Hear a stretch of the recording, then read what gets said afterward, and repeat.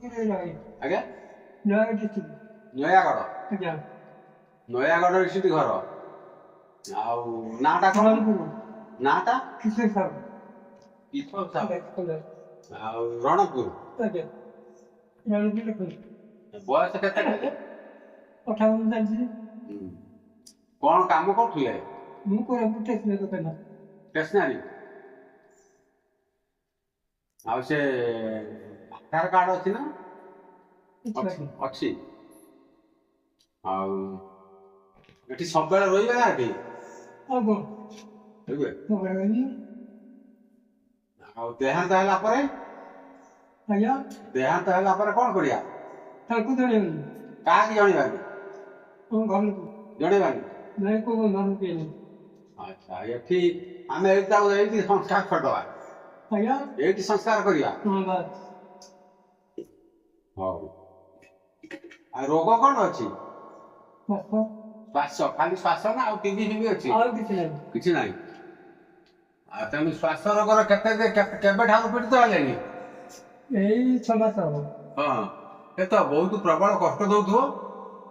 ମଝିରେ ଠିକ ଥିଲା ସେ ତାଙ୍କ ଦୁଆ ଭାଇ ଉଠି ରହିଲି ସେ ଛୁଙ୍କ ମୁକ ମଶା ଦୁବା ରାତି ଲଗେଇକିରି ବିହାର କରିଦେଲେ 3-4 ଦିନ।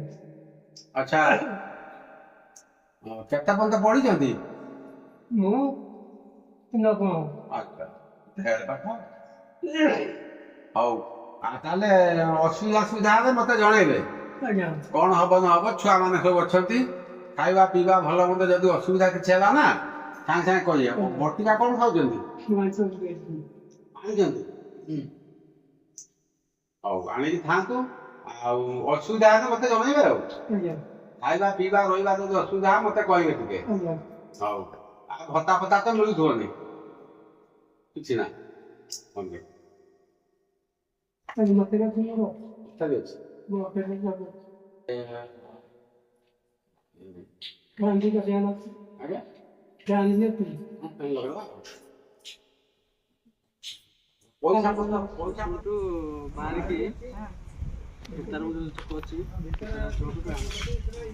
ଆପଣଙ୍କଟା ପୁରା ସେଇ ବାଳକାଟି? ନାଇଁ ନାଇଁ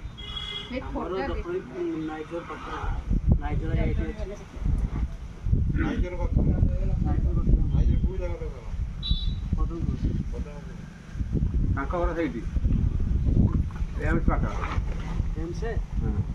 ଏମ୍ସ ବାଲା ତାକୁ ଆଣିକି ମୁଁ ବାଳ କାମ କରୁଛି।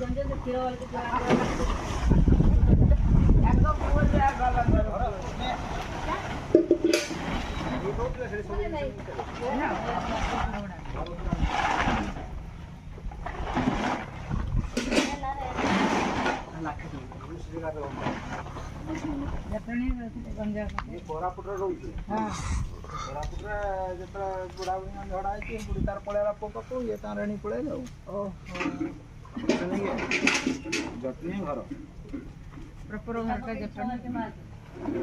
ଏ ବୟସରେ ବି ଝଗଡ଼ା ଲାଗୁଛ। ଏଇ ପାଖକୁ ଟାଣ ପଳେଇ ଆସିବ।